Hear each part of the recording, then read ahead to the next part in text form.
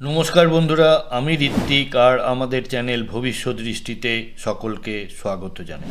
বন্ধুরা, তৃতীয় ঘরের অধিপতি যখন 11তম ঘরে অবস্থান করে তখন জাতক বা জাতিকার জীবনে কি কি ঘটতে পারে এই নিয়েই আমরা আজকে আলোচনা করব।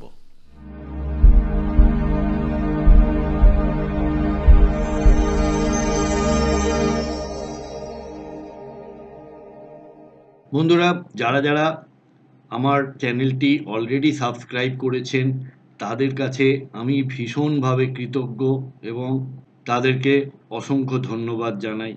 আর যারা যারা আমার চ্যানেলটি দেখছেন কিন্তু এখনও সাবস্ক্রাইব করেননি তাদের কাছে আমার একান্ত অনুরোধ যে চ্যানেলটি সাবস্ক্রাইব করুন। যারা জ্যোতিষ ভালোবাসেন বা জ্যোতিষ নিয়ে চর্চা করেন বা নিজের জন্ম বা নিজের কুণ্ডলী নিজে বিচার করতে চান তারা আমার এই চ্যানেল থেকে অনেক কিছু জানতে পারবেন। আর কারণ আমরা প্রত্যেকটা ভিডিও অনেক রিসার্চ করে তৈরি করি, তাই সবার কাছে অনুরোধ রইল প্লিজ চ্যানেলটি সাবস্ক্রাইব করে আমার পাশে থাকুন।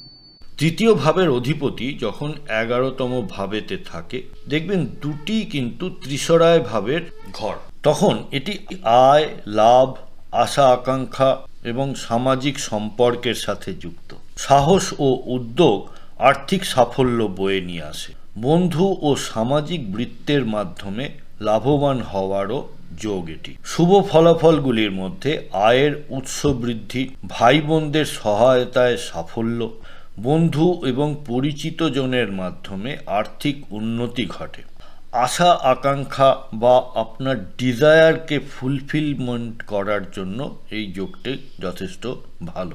আর এই 11তম ঘর যদি পাপ পীড়িত থাকে অর্থাৎ পাপ গ্রহের অবস্থান বা দৃষ্টি থাকে তাহলে জাতক বা জাতিকা যেসব অশুভ ফলগুলি জীবনে পরিলক্ষিত করে সেগুলি হলো অতিরিক্ত উচ্চাকাঙ্ক্ষা হতাশা আনতে পারে, ভাই বোনের সঙ্গে সম্পর্কে টানাপোড়েন দেখতে পাওয়া যায়, বন্ধু বা সামাজিক যোগাযোগে সমস্যা তৈরি হয়, আয়ের অনিয়মিততা থাকে।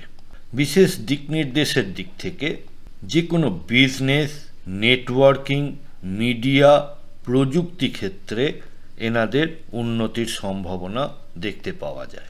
আপনাদের কি কারোর তৃতীয়পতি 11তম ঘরে অবস্থান করছে? সেক্ষেত্রে আপনারা জীবনে কি ধরনের ঘটনা পরিলক্ষিত করে আমাকে প্লিজ কমেন্ট বক্সের মাধ্যমে জানাবেন। যদি ভিডিওটি ভালো লেগে থাকে তাহলে প্লিজ একটা লাইক করবেন আর আত্মীয় স্বজন বন্ধু বান্ধবের সঙ্গে শেয়ার করবেন। সাথে থাকার জন্য অনেক ধন্যবাদ।